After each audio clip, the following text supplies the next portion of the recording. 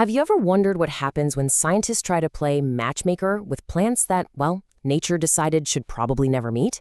Today, we're going to get into the wild science of distant hybridization. It's a technique that basically throws out nature's rulebook to create plants that have never existed before.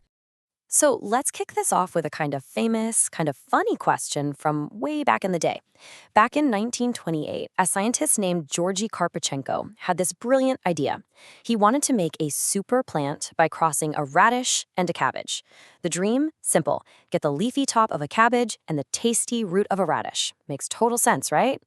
Well, what he got was literally the exact opposite. I'm not kidding. The plant that grew had the useless, stringy roots of a cabbage and the tough, leathery leaves of a radish. It was a perfect botanical punchline, but, a super frustrating day at the lab. And that classic failure is the perfect example of the problem we're talking about. Nature has some really, really strict rules about who can breed with whom. But what if we could figure out a way to break those rules, to actually pick and choose the best traits from totally different plants? That's the huge what if we're digging into today. Okay, so with that epic cabbage radish fail in mind, you have to wonder, why even bother? Why do scientists keep trying to make these super unlikely pairs work? Well, let's talk about the incredible promise that keeps them going. The official name for all this is distant hybridization, and it is exactly as wild as it sounds. We are not talking about crossing a cherry tomato with a Roma tomato here. No. We're talking about crossing plants from completely different species or even different genera. That's a whole other level up on the family tree.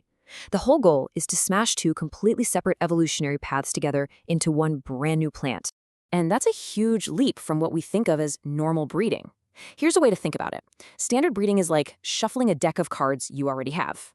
Distant hybridization, that's like you're in the middle of a poker game and someone just walks up and throws a handful of Pokemon cards onto the table.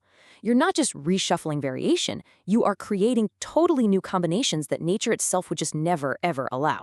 So why go through all that trouble? Well, the potential payoff is just massive.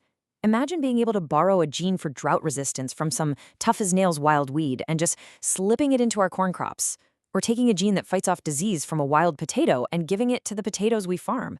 You can make entirely new types of crops, seriously boost genetic diversity, and make the food we all depend on way, way better.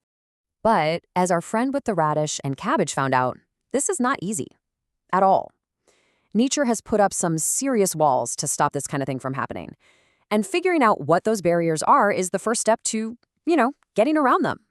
So nature's security system is incredibly sophisticated, but you can boil it all down to two main kinds of roadblocks. Scientists call them interspecific reproductive barriers, but just think of them as checkpoints. Some of them stop the whole process before fertilization even has a chance to happen, while others wait until after the hybrid is formed and then sabotage it from the inside. So yeah, things can go wrong in a bunch of different ways. First, the pollen from one plant might land on the flower of another and nothing. Crickets. That's cross-incompatibility. But even if you get past that, the new embryo might just die off because its mixed-up genetic code is too scrambled to work. And if by some miracle the plant actually grows up, it's often sterile, like a mule. It's a genetic dead end. So if nature built this biological fortress, how on earth do you get inside? Well, it turns out scientists have gotten really, really good at picking the locks. They've developed some super clever workarounds to get past these barriers. One of the biggest problems is that the parent plant often recognizes the tiny hybrid embryo is an invader and just gets rid of it. To stop that from happening, scientists have to pull off what is basically a microscopic rescue mission. And this is how they do it. It's called the embryo rescue technique, and it's brilliant.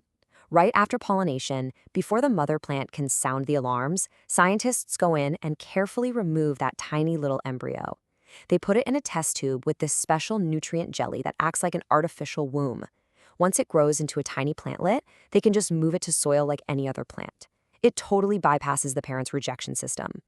Now, embryo rescue is a total game changer, but it's just one tool in the kit.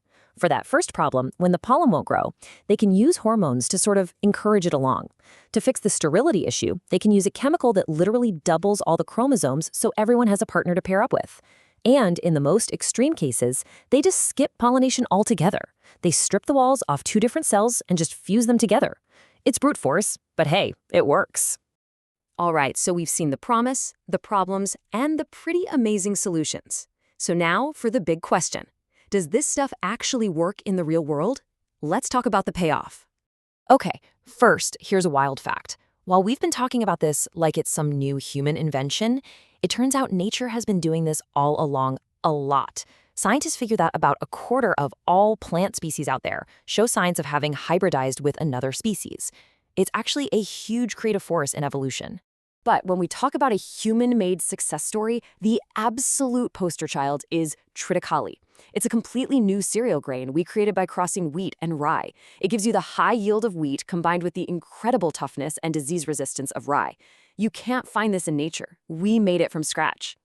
And this is where the technique really shines. What you might call gene borrowing. We've taken rust resistance from wild grasses and put it in our wheat. We made a famous variety of okra resistant to a nasty virus by borrowing a gene from a wild cousin. It's been done for tomatoes, sugarcane, and tons of other crops, making our entire food supply so much more resilient. And this quote really sums it all up, This isn't just a cool science project anymore. With all the challenges the world is facing, from climate change to a growing population, being able to tap into the entire genetic library of the plant kingdom, well, it's quickly moving from a nice-to-have to an absolute necessity. So when you step back and think about it, distant hybridization gives us the power to write completely new stories into the book of life, to mix and match chapters that evolution has kept separate for millions of years. And that leaves us with a really profound question for the future, doesn't it? As we get better and better at editing this book, what new chapters are we gonna choose to write?